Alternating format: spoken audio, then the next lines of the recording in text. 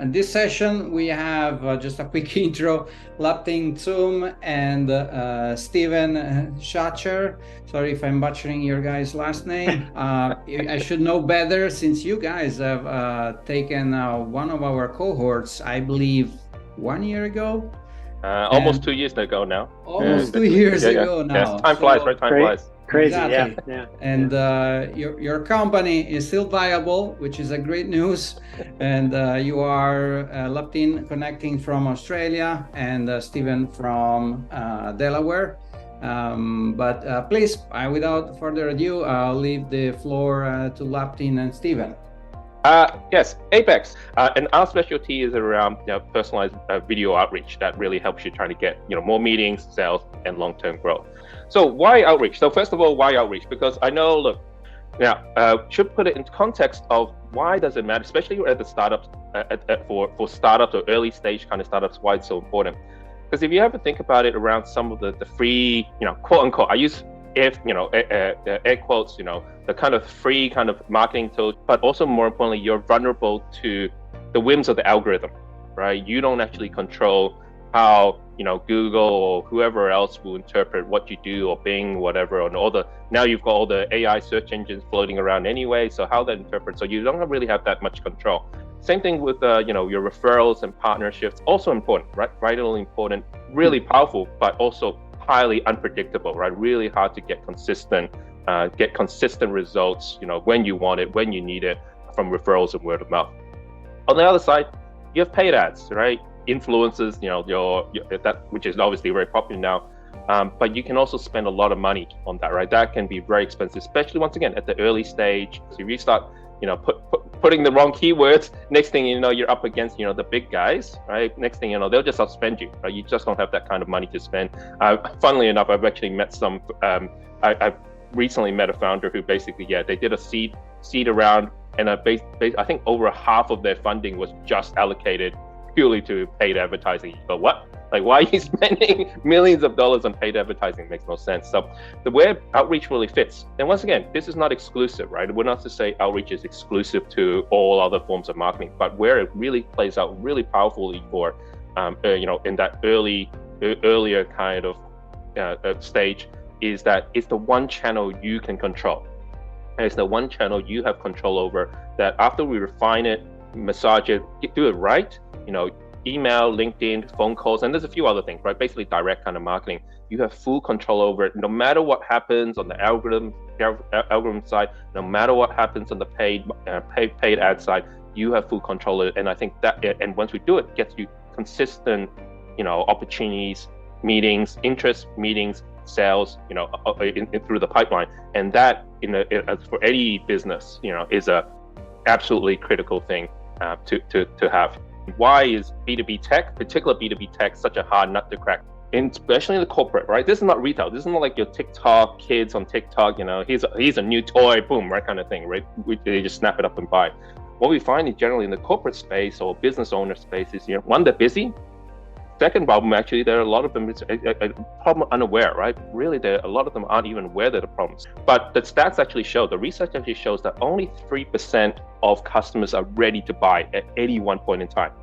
So what it means for the other ones is really, especially if any of the problem unaware or slightly problem aware, solution unaware types, is there's a whole education piece that we have to do, right? Really nurture them through, educate them, get them aware of understanding what you do, how you can help the piece, and we need to really think about it that way. And so that's a bit of a journey. That then leads into the second issue around, because of that, we see these long sales cycles, right? One B2B tech, generally like medical tools, like actually Alejandro and Natalie, you're both in the medical space, right? So, longer sales cycles, right? Much longer sales cycles. And actually the other flip side of it is the buy cycles as well. So Natalie, I don't know exactly what tool you use, what medical devices you're selling, but if someone just bought it now, if I bought it today, am I gonna need to buy it again? What's probably 2-3 years from now? Probably not right away, I imagine. No, actually, it'll last at least 7 to 10 years. There you go, right? It also has a very high price tag, so it's of course, it's quite an investment.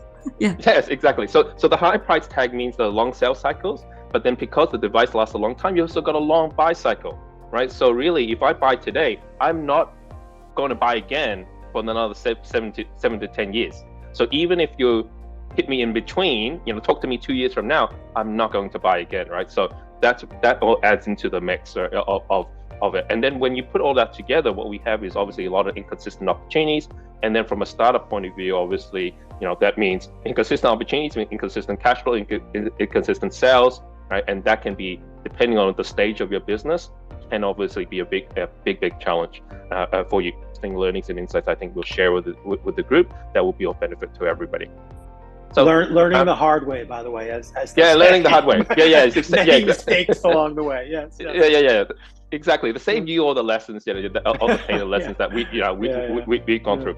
So the first one I think of it is like, especially like as Mona pointed out before, if only 3% of customers are ready to buy right now, that's why a lot of outreach doesn't work that well, right? People are trying to hammer sales right at that point. We haven't even built a relationship. Boom, they're already trying to hit in. Instead, what we want to think about is outreach. It's marketing, right? It's an opportunity to create that intrigue, that interest, that curiosity, to spark that, because once again, people are problem unaware most of the time. We need to nurture them along the journey. What we find if we start thinking of a marketing kind of mindset, that we nurture the relationships, we actually see brand building. What we're trying to actually do is actually build a brand with your business. Think about it a slightly different way, right? Once again, I get it. Everybody wants sales immediately as quickly as we want. I would love to have sales, boom, just raining down. But we need to think about it. How do we actually build up this business over time? Yeah, and Lupton, just add one thing. To say the least, we love sales and we all want to get whatever sales are available to us. And this isn't about ignoring that by any means. It's about accepting that by far the largest percentage are not going to be sales in that moment, but you want to cultivate them for when they're ready. So the second one is really to understand the pain points. Now, I know this seems like no duh, right? Lapton, what are you talking about? One of the big reasons that outreach has such a bad rep is because too many people use it as Stephen just pointed out, right? I get it. They want the sales, immediate sales right away, but they just use it as a bang, bang, bang, push. It's kind of slam it in your face. Where really what we want to do, and if we want to nurture, like we just said, we want to nurture those relationships. We need to demonstrate we understand their pain points. So that means what we do, we need to actually start with the customer first, not talk about us, right? Not actually talk about ourselves first, but actually talk about what the customer, understand what the customer wants, what's their problem or the pain point, and then what's the possibility, what's the outcome. It's still sales, but it's a much more, how do you call it? A guided process. You're leading them gently to the water, right? You're not forcing them, we're not trying to force it down their throat, right? We'll kind of nurture them through that journey. And we find that kind of really helps a lot more than, the other approach. Another one is to make it memorable. And instead, what we do and what we found really works effective for us, which one looks more memorable, left or right? Right. So, I'm sure most of you go, well, really, this is different. This stands out, and this is kind of where some of the stuff we do around the space. Right. These really nice personalized videos, pop up nice little graphic image, animated GIF kind of thing, to once again just differentiate the email. Add that element of intrigue and curiosity. What's going on here? Versus, once again, we're so used to all seeing just emails with blocks of text, right? Something like this, different. What's this? Click on it, right? But let me show you what the video looks like in comparison. In today's challenging market, it's more important than ever that your business stands out from the crowd. No matter where you are, visual can help you tell your story and drive over 300% more customer acquisition, engagement, and retention with the power of personalized video experiences, just like the one you're watching now. Let's help you maximize the growth of Profile Financial Services. Book a chat with us today. It feels like something tangible, and that already helps. We see about 16 times, on average, like 16 times more, depends obviously on the campaign, more engagement without outreach than just the standard text alone with these kind of personalized video outreach. It's really powerful tool. Just makes it memorable, makes it interesting. It's not another hard sell, right? We're not trying to push anything too hard, but it just makes the difference, differentiates your outreach from everyone else's. What all the things we're talking about here, the profiles, the nurturing, the making it memorable, understanding the pain points, is what we're trying to do is help you set up as a really category leadership. So it's all about really, once again, knowing that in B2B tech, or B2B, and generally speaking, long sales cycles, long buy cycles mean what you want really is to establish yourself top of mind, right? Top of mind, plant the seed, right? Alessandro and I used this term before, right? Plant the seed, get top of mind. And that is what we call category leadership, right? Essentially establishing yourself as, so when they think about, actually it is time for me to, add this or buy this or renew this or whatever, you're the first one I think of. So category leadership gets you top of mind, and that really means more interest, more meetings, and more sales for you. And it feels like it's a little bit indirect, it takes a little bit of time, but in the long run, this approach actually drives more consistent interest, meetings, and sales for you in the long run.